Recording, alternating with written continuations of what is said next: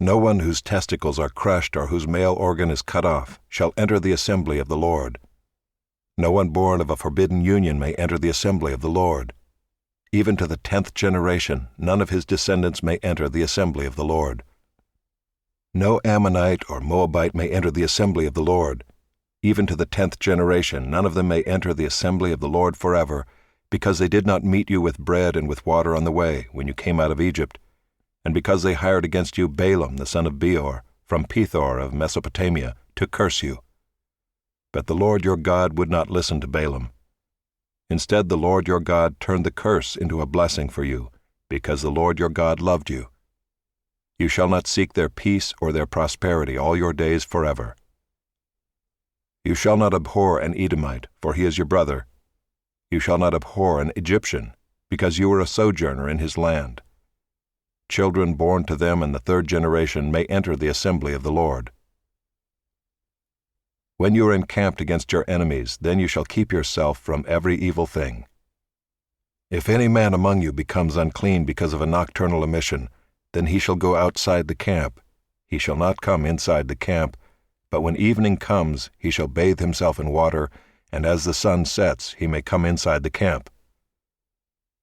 You shall have a place outside the camp, and you shall go out to it. And you shall have a trowel with your tools, and when you sit down outside, you shall dig a hole with it, and turn back and cover up your excrement. Because the Lord your God walks in the midst of your camp, to deliver you and to give up your enemies before you, therefore your camp must be holy, so that he may not see anything indecent among you and turn away from you. You shall not give up to his master a slave who has escaped from his master to you.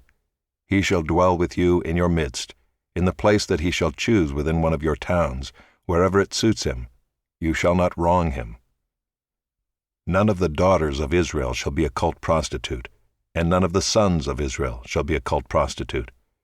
You shall not bring the fee of a prostitute or the wages of a dog into the house of the Lord your God in payment for any vow, for both of these are an abomination to the Lord your God. You shall not charge interest on loans to your brother, interest on money, interest on food, interest on anything that is lent for interest. You may charge a foreigner interest, but you may not charge your brother interest, that the Lord your God may bless you in all that you undertake in the land that you are entering to take possession of it. If you make a vow to the Lord your God, you shall not delay fulfilling it, for the Lord your God will surely require it of you, and you will be guilty of sin.